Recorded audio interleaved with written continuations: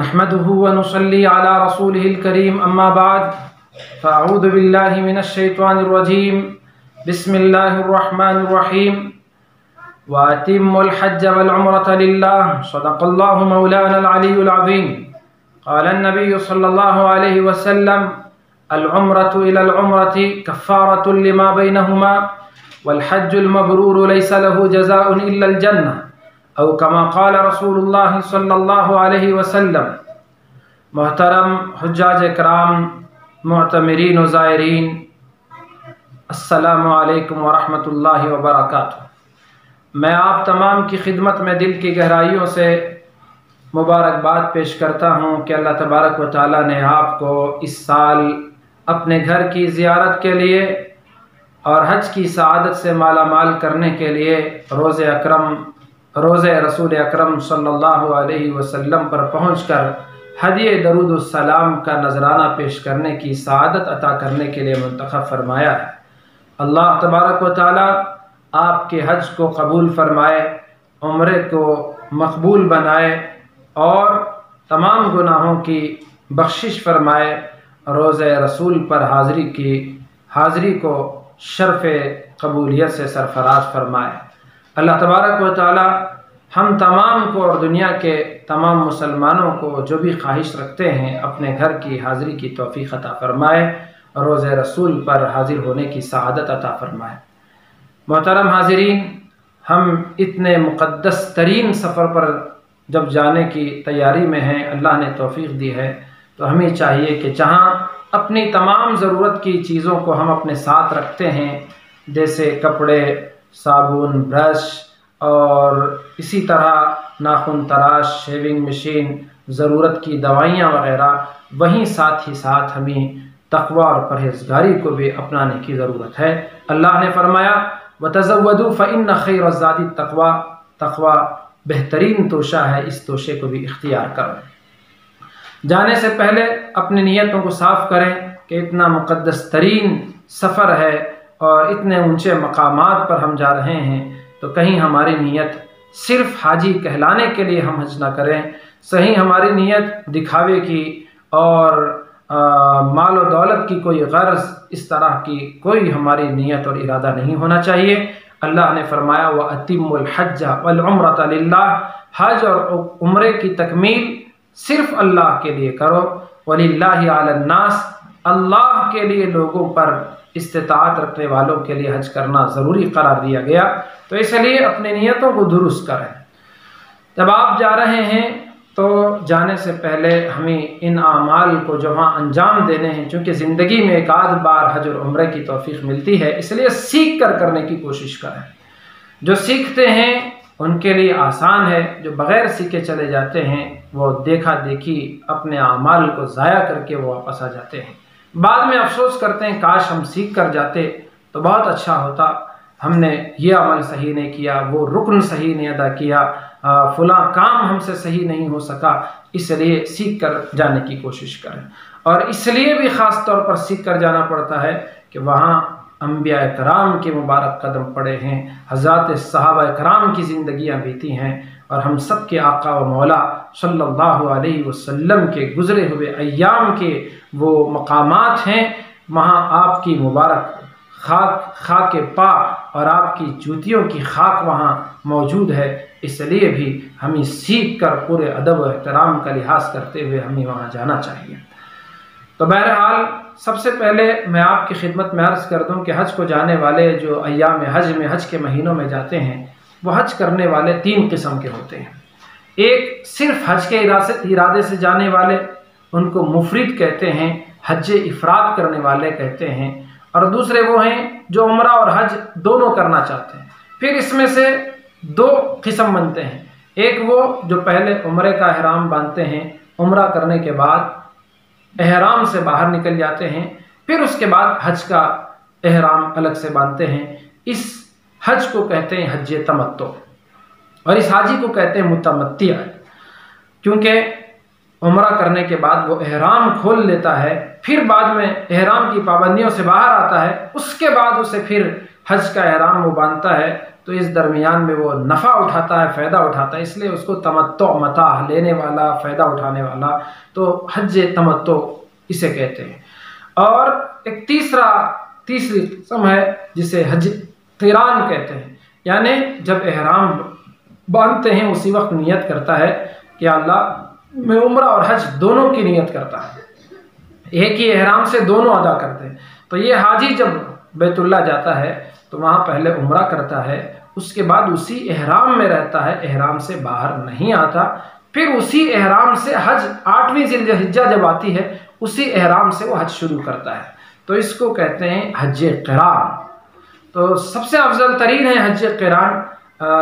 بعد میں رسول اللہ صلی اللہ علیہ وسلم نے بھی حج قران فرمایا، اس کے بعد آپ نے حج تمتع کی کہ پھر موقع ہو تو حج تمتع کی رسول اللہ صلی اللہ علیہ وسلم نے خواہش ظاہر فرمائی۔ تو بہرحال جو لوگ حج کے بالکل قریب دنوں میں جاتے ہیں ان کو چاہیے اگر ہو سکے تو حج قران وہ کر لیں، نہیں تو حج تمتع کر سکتے ہیں، وہ بھی افضل حج ہے اور اس سے سکون بھی زیادہ، آرام بھی ملتا ہے۔ تو بہرحال آپ جا رہے ہیں تو اپنے ساتھ والوں کا ضرور خیال رکھیں، کہیں راستے میں کسی بھی طرح سے آپ کی طرف سے یا ان کی طرف سے کوئی بھول چوک ہو جس کی وجہ سے کھو جائیں، ایسی کوئی آپ زحمت سے بچنے کے لیے ان کا خاص خیال رکھیں۔ سب سے پہلے میں حج تمتع کرنے والوں کے سلسلے میں بات عرض کر دوں، جو کہ حج تمتع کرنے میں پہلے عمرہ کیا جاتا ہے پھر اس کے بعد حج ہوتا ہے، اس لیے عمرے سے متعلق ضروری باتیں میں آپ کے سامنے رکھ دینا مناسب سمجھتا ہوں۔ اپنے گھر سے وصول کر کے آپ ایئرپورٹ جائیں گے، وہاں ضروری کارروائی پورا کرنے کے بعد آپ کے ٹور آپریٹر کے کہنے پر کہ وہ کہیں کہ اب آپ احرام باندھ لیں، نیت کر لیں، تو اس صورت میں چونکہ آپ گھر سے نہا کر نکلے ہیں، وہاں جا کر آپ کے لیے الگ انتظام رہے گا جہاں آپ چادریں باندھ سکتے ہیں، نیت کر سکتے ہیں، وہاں پہنچ کر آپ اپنے سلے ہوئے کپڑے نکال کر احرام کی 2 چادریں پہنیں، ایک نیچے تہبند کے طور پر اور دوسرے آپ اوپر چادر کے طور پر استعمال کریں۔ اس کے بعد آپ باوضو قبلہ رخ ہو کر 2 رکعت نماز ادا کریں۔ آپ پہلی رکعت میں سورہ فاتحہ کے بعد قل یا ایھا الکافرون اور دوسری رکعت میں سورہ فاتحہ کے بعد قل ھو اللہ احد پڑھیں۔ اگر دوسرے کوئی سورے پڑھتے ہیں تو بھی کوئی حرج نہیں، نماز کے بعد آپ دعا کریں اور اس میں آپ نیت کریں، اے اللہ میں عمرے کا احرام باندھتا ہوں، نیت کرتا ہوں تو میرے لیے آسان فرما اور قبول فرما۔ اس وقت آپ پر احرام کی پابندیاں لاگو ہو جاتی ہیں، مثال کے طور پر آپ ناخن نہیں تراش سکتے، آپ کوئی خوشبودار چیز استعمال نہیں کر سکتے، اپنے بدن کا میل رگڑ کر نکال نہیں سکتے، کسی جانور کو، کسی تنکے پتنگے کو آپ چھیڑ چھاڑ نہیں کر سکتے، اور سلے ہوئے کپڑے نہیں پہن سکتے، اور ایسا جوتا جس سے آپ کے پیروں کی ابھری ہوئی ہڈی چھوٹ جائے، ایسا جوتا، ایسے چپل استعمال نہیں کر سکتے۔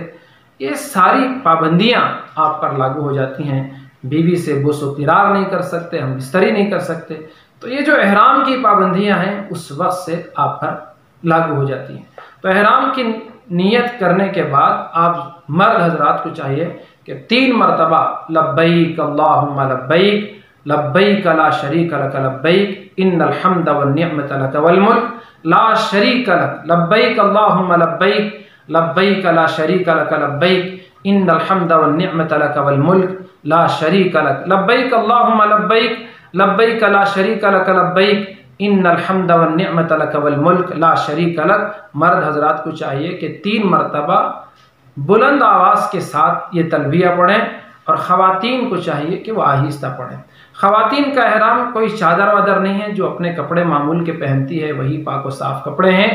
بس اپنے بالوں کو مکمل طور پر چھپائے اور چہرے پر کپڑا لگنے نہ دے، اس کے لیے کوئی اور طریقے سے وہ اپنا پردہ کرے۔ کوئی ہیٹ ملتی ہے جس کا سامنے کا حصہ ایسا آڑے رہتا ہے، اس پر سے وہ کپڑا ڈال لے اس طرح سے کہ اس کے چہرے پر کپڑا نہ لگے،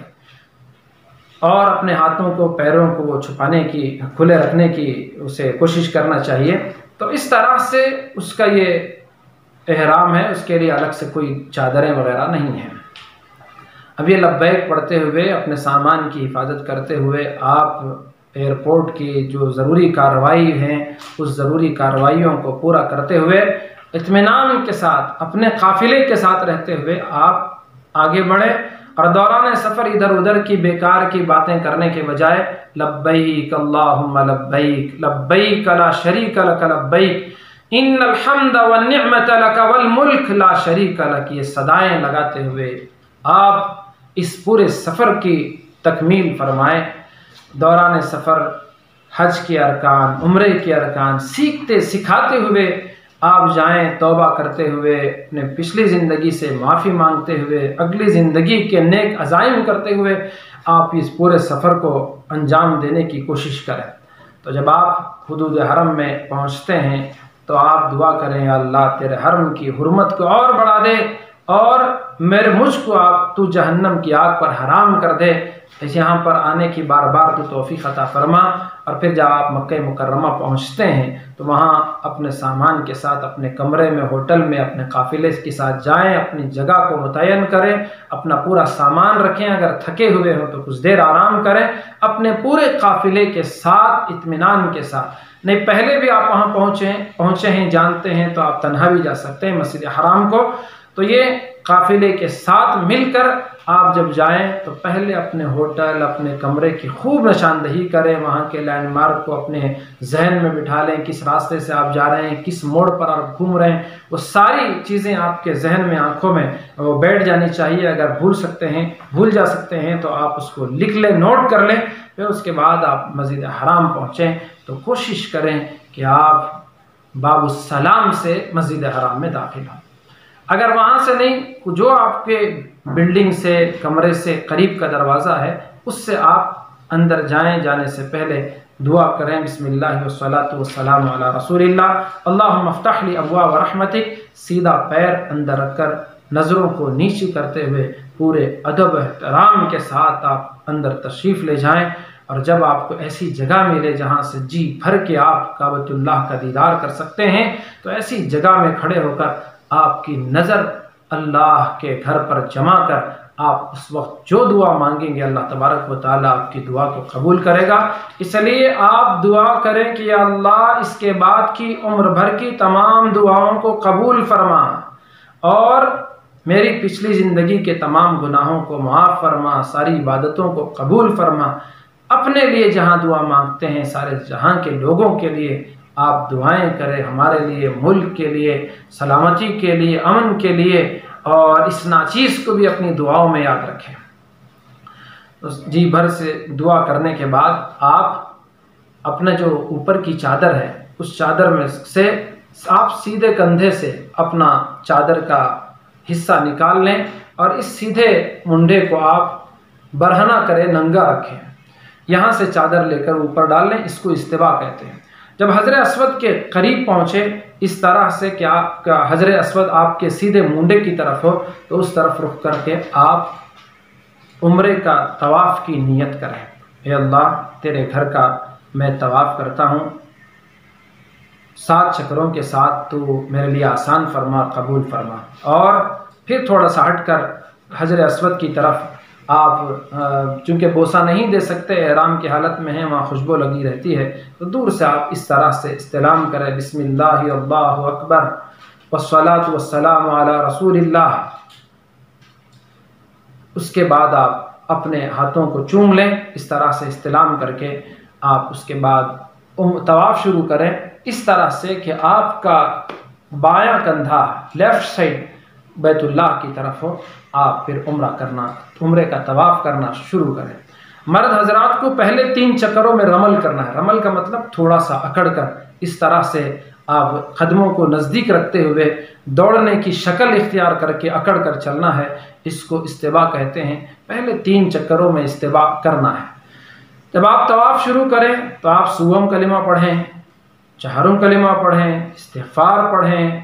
جو دعا کرنا ہے کریں، درود شریف پڑھیں، اطمینان کے ساتھ آپ طواف کرتے ہوئے جب آپ رکن یمانی کے پاس پہنچتے ہیں تو وہاں سے حجر اسود تک کا جو فاصلہ ہے وہاں آپ ربنا آتنا فی الدنیا حسنہ وفی الآخرۃ حسنۃ وقنا عذاب النار وادخلنا الجنۃ مع الابرار یا عزیز یا غفار یا رب العالمین، یا جو دعا آپ کو یاد ہو اس وقت میں وہ پڑھیں آپ۔ پھر جب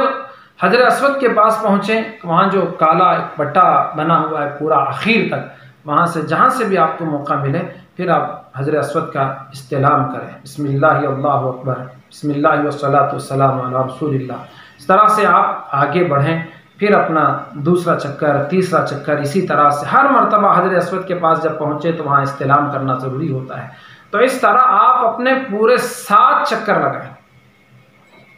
7 چکر، 3 چکروں میں رمل ہوگا یعنی اکڑ کر چلنا ہوگا، اور استوا یعنی جو آپ نے جو اس کو بڑھانا کیا وہ پورے 7 چکروں میں بھی رہے گا۔ اس کے بعد آپ پھر استلام کریں 7ویں چکر کے ختم ہونے کے بعد، اور وہاں سے آپ سیدھے پہنچے مقام ابراہیم کے پیچھے، جہاں بھی آپ کو جگہ ملے 2 رکعت واجب الطواف نماز ادا کریں۔ نماز پڑھ کر آپ دعا مانگیں، ہو سکے تو کعبۃ اللہ کا جو دروازہ ہے اس کے اور حجر اسود کے درمیان میں، جسے ملتزم کہتے ہیں، رسول اللہ صلی اللہ علیہ وسلم نے اس سے چمٹ کر دعائیں مانگی ہیں، تو وہاں یا اس کے پیچھے کھڑے ہو کر کہیں بھی آپ دعا کریں، خوب دعا مانگیں۔ آپ کی دعاؤں کے قبول ہونے کا وقت ہے۔ آپ اپنے لیے، سارے عالم کے لیے، اپنے رشتہ داروں کے لیے، سکون چین راحت کی زندگی کے لیے، دین و ایمان کے لیے آپ دعا کریں۔ اس کے بعد آپ سیر ہو کر، خوب سیر ہو کر زمزم پیے، اس وقت بھی دعا کریں، آپ کی دعا قبول ہوتی ہے۔ پھر اس کے بعد صفا کی طرف آپ جائیں گے، وہاں پتھر کا نشان باقی ہے، وہاں پہنچ کر صفا کی پہاڑی پر آپ جو نشان ہے وہاں پہنچ کر آپ بیت اللہ کی طرف رخ کر کے آپ دعا کریں، اور یہ دعا پڑھیں، ابدأ ان الصفا والمروۃ من شعائر اللہ ابدأ بما بدأ اللہ تعالی بہ۔ تو جو دعا آپ کو یاد ہو کہ میں اسی سے شروع کرتا ہوں جس سے اللہ پاک نے شروع کیا ہے، یعنی چکر صفا سے میں شروع کرتا ہوں، آپ کعبۃ اللہ کی طرف رخ کر کے آپ خوب دعا مانگیں، یہ بھی دعا کی قبولیت کا وقت ہے۔ بیت اللہ کے چکر ختم ہونے کے بعد آپ ایک مرتبہ وہیں سے حجر اسود کا استلام کر لیے ہوں تو ٹھیک ہے، یا یہاں آ کر بھی آپ حجر اسود کا استلام کریں گے۔ پھر اس کے بعد آپ صفا مروہ کی سعی شروع کریں گے۔ آپ صفا سے نیچے کی طرف اتریں گے، آپ سوم کلمہ، استغفار، درود شریف جو آپ کو یاد ہے وہ آپ پڑھتے ہوئے نیچے اتریں گے۔ جب سبز بتیاں، ہری رنگ کی بتیاں لائٹ آئیں گے تو وہاں آپ مرد حضرات تھوڑا سا دوڑیں گے، اور عورتیں اپنی چال چلیں گے اطمینان کے ساتھ، وہ نہیں دوڑیں گے۔ اس کے بعد میں وہاں جو سبز بتیاں ہیں وہاں دعا کریں گے، رب اغفر وارحم وتجاوز عما تعلم، رب اغفر وارحم وتجاوز عما تعلم۔ پھر جب وہ ہری بتیاں ختم ہو جائیں گی، مرد حضرات کا جو دوڑنا ہے وہ ختم ہے، وہاں رک کر اپنے ساتھ والوں کا، عورتوں کا انتظار کریں، پھر انہیں ساتھ لے کر مروہ کی طرف جائیں۔ مروہ پر پہنچ کر پھر کعبے کی طرف رخ کر کے آپ دعا کریں، جو دعا آپ کرنا چاہیں۔ ایک چکر آپ کا یہاں مکمل ہو گیا۔ صفا سے مروہ پر جب آئیں تو آپ کا ایک چکر مکمل ہو جاتا ہے۔ پھر مروہ سے آپ صفا کی طرف جاتے ہیں تو دوسرا چکر آپ کا مکمل، پھر صفا سے مروہ پر آئیں، تیسرا چکر مکمل، پھر مروہ سے صفا جائیں، چوتھا چکر مکمل، پھر صفا سے مروہ آئیں، 5واں، اور پھر مروہ سے صفا چھٹا، صفا سے مروہ 7واں چکر پورا ہو جاتا ہے۔ بیت اللہ کے طواف کی طرح یہ چکریں نہیں ہیں کہ حجر اسود سے شروع ہوا تو پھر پورا گھوم پھر کر حجر اسود پر آنے پر ایک چکر، ایسا نہیں ہے۔ یہاں صفا سے آپ مروہ پر جائیں تو ایک چکر آپ کا مکمل ہے، مروہ سے صفا پر آئیں تو آپ کا دوسرا چکر مکمل ہے۔ ایسا نہیں کہ صفا سے مروہ ہوتے ہوئے پھر صفا پر ہی آئیں تو چکر مکمل ہوگا، ایسا ہرگز نہیں ہے، اس بات کا خاص خیال رکھیں۔ اس کے بعد آپ مروہ پر آپ کا جب 7واں چکر ہے مکمل ہو جائے، خوب دعا کریں، اللہ کا شکر ادا کریں کہ اس نے آپ کو توفیق دی اپنے گھر سے نکلنے کی اور اس مقدس مقام میں پہنچنے کی، طواف کرنے کی اور سعی کرنے کی۔ آپ یہ سعی کو پورا کرنے کے بعد آپ حلق کرا کر، یعنی سر کے بال مرد حضرات منڈائیں گے، یا تقصیر، قصر کرائیں گے، یعنی تھوڑا سا اس میں سے پورے تمام بالوں میں تھوڑا حصہ بالوں کا کٹ کریں گے۔ اس کے بعد آپ احرام کی چادروں سے پابندیوں سے باہر آ جاتے ہیں، آپ نہا دھو کر صاف ہو جائیں۔ خواتین سعی ہونے کے بعد صرف اپنے بالوں کے ایک پورے کے بقدر، اس طرح سے ایک پورے کے بدر، ایک انگل کے بقدر وہ اپنے بالوں کو کاٹیں گی، اس کے بعد وہ احرام کی پابندیوں سے باہر آئیں گی۔ تو یہ ہے عمرہ جسے اللہ کی توفیق سے آپ نے پورا کیا۔ اس کے بعد جب حج کے ایام آئیں گے 8 ذی الحجہ کو، اس وقت پھر حج کا احرام باندھیں گے، حج پورا کریں گے۔ تو یہ ان لوگوں کے لیے ہے جو حج تمتع کرتے ہیں۔ جو حج قران کرنے والے ہیں وہ جب اپنے ملک سے، اپنے وطن سے نکلتے ہیں، جب انہوں نے احرام باندھا تھا، چادریں زیب تن کی تھی، اس وقت میں حج اور عمرہ دونوں کا ملا کر ایک ساتھ ارادہ کریں گے، دعا کریں گے، یا اللہ میں عمرہ اور حج کا ارادہ کرتا ہوں تو بے انتہا قبول فرما اور آسان فرما۔ یہ جب مکہ مکرمہ پہنچیں گے، عمرے سے فارغ ہوں گے تو اپنے احرام سے باہر نہیں نکلیں گے، اسی احرام میں رہیں گے۔ جب 8ویں ذی الحجہ کی صبح ہوگی تو اسی احرام سے یہ منا کی طرف روانہ ہوں گے۔ اور جنہوں نے پہلے عمرہ کر دیا اور احرام سے باہر آ گئے، اب وہ 8ویں ذی الحجہ کی صبح کو مسجد حرام پہنچ کر یا اپنے ہی کمرے میں وہ غسل کرنے کے بعد 2 رکعت نماز پڑھ کر، جیسے عمرے کے احرام کے وقت میں پڑھی تھی، وہ پڑھ کر یہ 2 چادریں جو زیبتن کیے ہوئے ہیں اس کا کپڑا سر سے ہٹا کر وہ دعا کریں گے، اے اللہ میں حج کا ارادہ کرتا ہوں تو آسان فرما اور میرے لیے اس کو میری طرف سے قبول فرما۔ تو اس طرح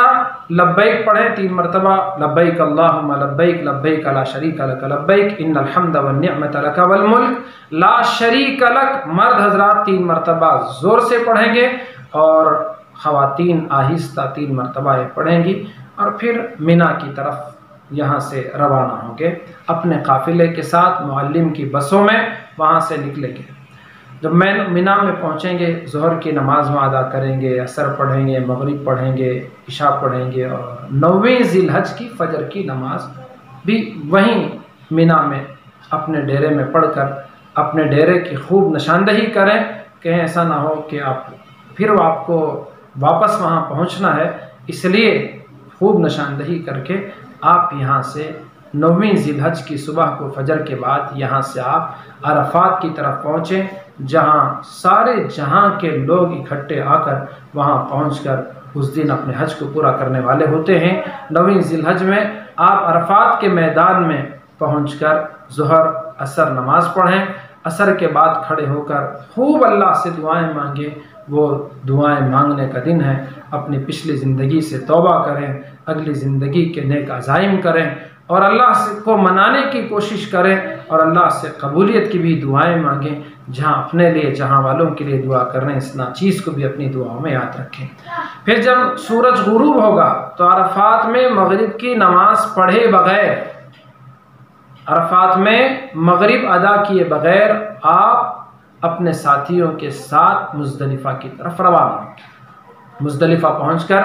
چاہے رات کا کتنا بھی حصہ کیوں نہ گزر جائے، اس وقت آپ اذان دیں گے، پھر پہلے مغرب کی نماز پڑھیں گے، پھر عشاء کی نماز ادا کریں گے مزدلفہ میں۔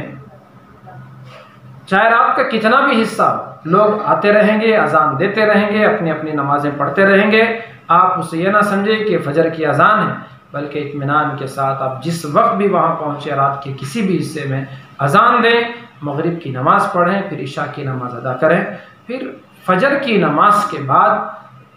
مزدلفہ میں آپ کچھ دیر قیام کریں، اس کو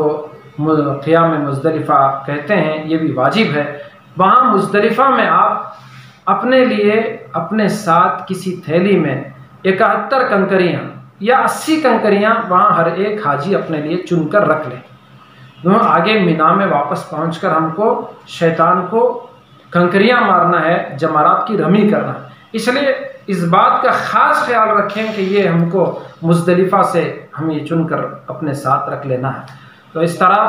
آپ اپنے ساتھ کنکریاں رکھیں، اپنے قافلے کے ساتھ مینا کی طرف آپ روانہ ہو جائیں، اور مینا میں اپنے ڈیرے میں پہنچ کر اپنا سامان وغیرہ رکھنے کے بعد آپ سب سے پہلا کام جب مینا آپ پہنچتے ہیں، یہ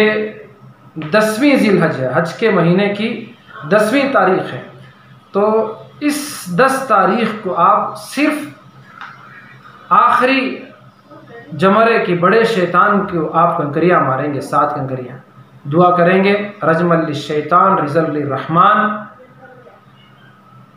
اللہم اجعل حجم مبرورا وسعیم مشکورا وذنبا مغفورا، یہ دعا پڑھ کے 7 کنکریاں آپ صرف بڑے شیطان کو ماریں گے، اور ایسا نہیں کہ آپ اسے زور سے مار رہے ہیں، چپل سے پھینک رہے ہیں اور بےہودہ کچھ کام کر رہے ہیں، اطمینان کے ساتھ آپ کنکریاں مار کر وہاں سے آپ اپنے ڈیرے میں پہنچ جائیں۔ وہاں پہنچنے کے بعد آپ قربانی کا، اگر آپ نے پہلے سے کسی کو کہہ کر انتظام کیا ہے یا بینک میں آپ نے ٹوکن لیا ہے، انہوں نے کوئی وقت دیا ہے تو انتظار کریں، وہ وقت گزرنے کے بعد آپ حلق کرائیں یا قصر کرائیں، عورتیں اپنے بالوں کو 1 انگل کے برابر کاٹیں، اس کے بعد وہ احرام کی پابندیوں سے باہر، قربانی کے ہو جانے کے بعد یہ اپنے احرام کی پابندیوں سے یہ باہر نکل جاتے ہیں۔ اس کے بعد میں 10ویں ذی الحج کو اگر ہو سکے تو آپ مکہ مکرمہ پہنچ کر طواف زیارت، طواف افاضہ بھی جسے کہتے ہیں، جو حج کا رکن ہے، فرض ہے، اس کو آپ اپنے معمولی کپڑوں میں ہی اسی طرح طواف کریں جس طرح پہلے آپ نے طواف کیا تھا، اطمینان کے ساتھ اپنے ہی معمولی کپڑوں میں آپ آ کر یہ 10ویں ذی الحجہ کو اللہ کے گھر میں پہنچتے ہی آپ طواف کریں۔ طواف کے بعد میں آپ اپنی حج کی سعی کو مکمل کریں۔ اس طواف زیارت سے فارغ ہونے کے بعد آپ سعی کریں گے، سعی کر کے رات مکہ مکرمہ میں نہیں گزاریں گے بلکہ آپ مینا کو پہنچ جائیں گے۔ مینا میں 11ویں ذی الحج کو، حج کے مہینے کی 11 تاریخ کو آپ تینوں جمرات کی، تینوں شیطانوں کو کنکریاں ماریں گے، پہلے چھوٹے شیطان کو، پھر درمیان کے، پھر اس کے بعد بڑے شیطان۔ تو ہر جمرے کی رمی کے بعد 7 کنکریاں ہر ایک کو مارنے کے بعد آپ تھوڑا سا ہٹ کر کعبۃ اللہ کی طرف رخ کر کے دعا کریں گے۔ پہلے شیطان کو کنکری مارنے کے بعد بھی، دوسرے شیطان کو کنکری مارنے کے بعد بھی آپ دعا کریں گے، تیسرے شیطان کو کنکری مارنے کے بعد آپ دعا نہیں کریں گے۔ پھر اپنے ڈیرے آ جائیں گے، نمازیں اطمینان سے اپنے اپنے وقت پر پڑھیں گے۔ تیسرے دن یعنی ذی الحج کی 12 تاریخ کو بھی آپ تینوں جمرات کی رمی کریں۔ پہلے جمرے کی رمی کرنے کے بعد، پہلے شیطان کو کنکری مارنے کے بعد تھوڑا سا ہٹ کر آپ بیت اللہ کی طرف رخ کر کے دعا کریں گے، اور دوسرے شیطان کو کنکری مارنے کے بعد بھی آپ بیت اللہ کی طرف رخ کر کے دعا کریں گے، اور تیسرے جمرے کی رمی کے بعد آپ دعا کیے بغیر آپ وہاں سے آ جائیں گے۔ تو یہ 12 ذی الحج کو، اگر آپ نے 10 ذی الحج کو طواف نہیں کی، طواف زیارت نہیں کی، 11 کو کیا تو ٹھیک ہے، 11 کو نہیں کیا تو 12 کو تو ہمیں ضرور کر لینا ہے۔ 9ویں ذی الحج کو ہم نے وقوف عرفہ کے بعد مزدلفہ سے واپس ہو کر 10ویں ذی الحج کو جو قربانی دی تھی، قربانی دینے کے بعد آپ احرام کی تمام پابندیوں سے تو نکل جاتے ہیں، لیکن بیوی سے ملنا جلنا اس وقت بھی جائز نہیں ہوتا جب تک کہ طواف زیارت آپ مکمل نہ کر لیں۔ تو طواف زیارت جب ہو جائے تو اس کے بعد میں تمام تر پابندیاں آپ پر سے ختم ہو جاتی ہیں۔ اگر آپ وہاں سے اسی وقت واپس ہو رہے ہیں تو آپ کو طواف وداع کرنا ہے، وداع کر کے آپ وہاں سے نکل سکتے ہیں۔ جو لوگ مدینہ منورہ پہنچتے ہیں، یا تو حج سے پہلے جاتے ہیں یا حج ہونے کے بعد جاتے ہیں، ان کو خاص طور سے اللہ کے نبی علیہ الصلوۃ والسلام کے دربار میں حاضری دینے سے پہلے درود السلام کا بہت بڑا ذخیرہ اپنے ساتھ رکھنا ہے۔ پورا